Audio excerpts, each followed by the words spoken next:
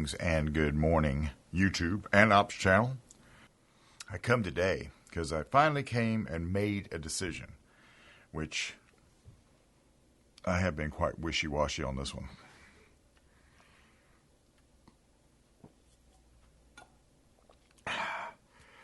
Thank God for coffee.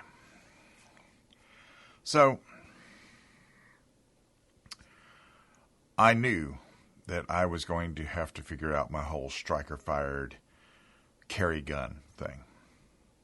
And I knew that my daily driver was going to be a striker-fired pistol. And I knew that despite, I still have enormous respect for the Glock platform, but I knew that there were guns that I shot better than the Glock straight out of the box. So that was a consideration. Now, unfortunately, the gun that I shot straight out of the box, the best,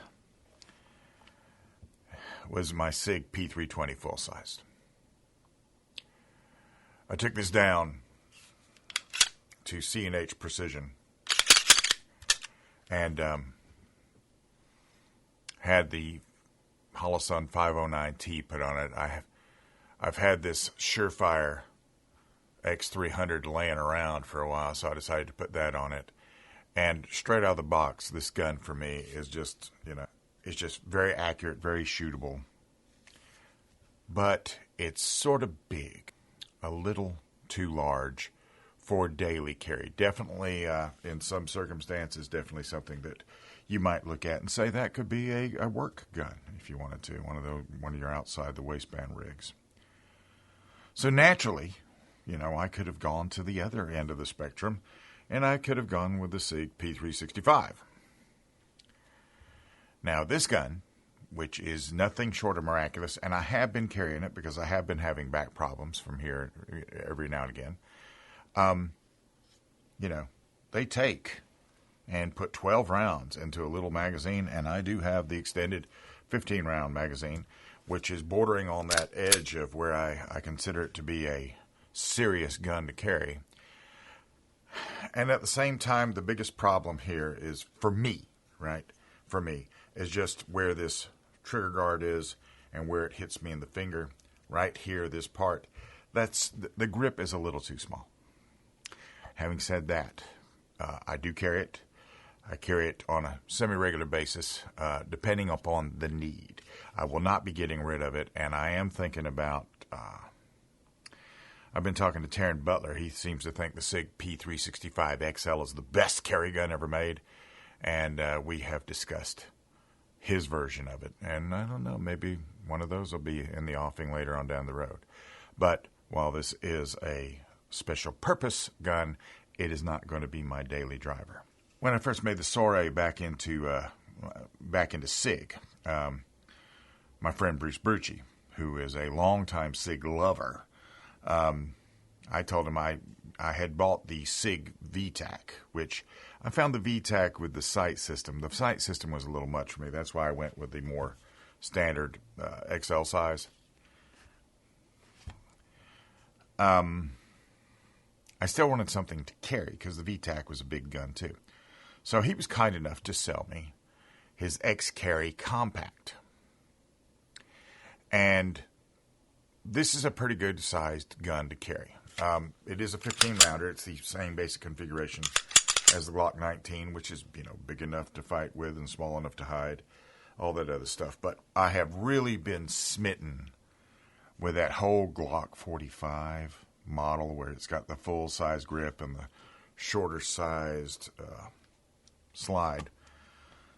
That was where I wanted to go. Now, I knew that they made modules. I actually have a Wilson Combat module to go on this that makes it a 17-rounder, but for some reason I'm not too, I don't know. I wanted to keep this in a stock configuration, which I know completely defeats the purpose of the Sig P320 modularity with the FCU and everything. I know that. I get it. But then I got lucky.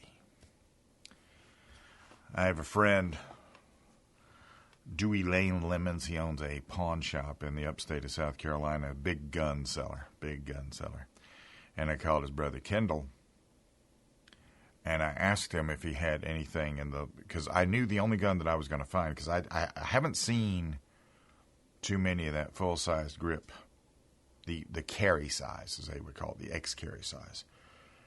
I called him looking for one. He didn't have one, but then he called me and he said, I've got one for you. So I went and I negotiated that sale. So how much you want for this? $500. $500. We take $450 for it. About $550. How about $475? I'll do $525.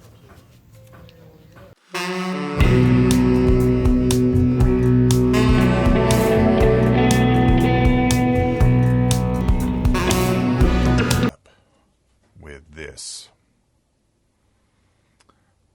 Sig M18. A little bit of a departure from the regular P320 series in that this is sort of a military configuration. Has a safety on it. This safety is, and some of these things, they're new to me. I know they're not new to you. Like with the safety engaged, you can still run the slide on the gun and disengage the safety and everything else. I probably won't use the safety too much. This came already, because it's a M18, it came already optics ready.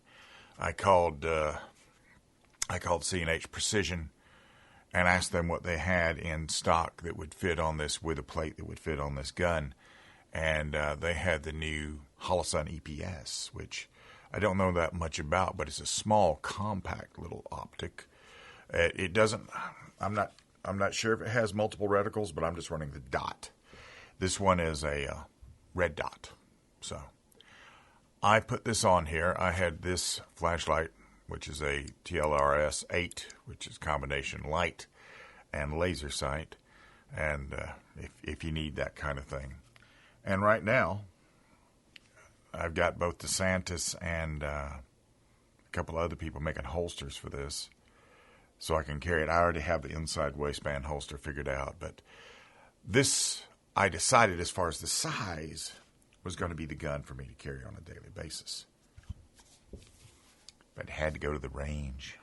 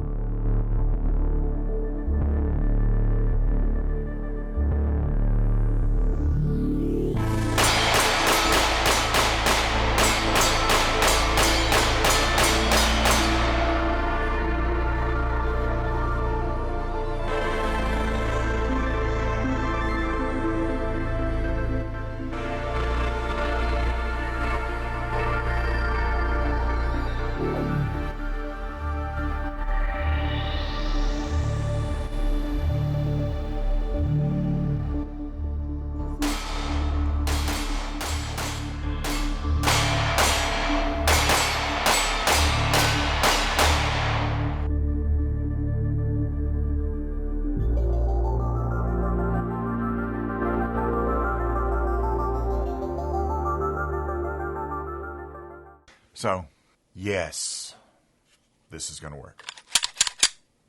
This is going to work. The grip angle is, it's closer to that 18-degree grip angle of the single action pistols that I love so very much, the staccatos and the chambers guns and all those. This is a little bit closer to it. There will be more and more things come up in their little ecosystem now that they've been adopted by the military the guns themselves are beginning to take on their own life, especially with this modularity. There's so many companies coming out that will, mate a really customized lower to this upper, or any of the uppers for that matter. And they all come with the, it's like I said the other day, most of these striker-fired guns come now with so many touches that would used to be considered custom when Glock was the only gun out there, that it's actually a great time to be looking at a striker-fired gun, no matter what it is, whichever one works for you the best. Whether it's Smith & Wesson or H&K or Sig or Glock or CZ. I mean, everybody out there, Springfield, everybody out there is making something that's going to appeal to somebody. So this is a great time. And for me, I kind of felt like I would end up with the P320. I sort of resisted that.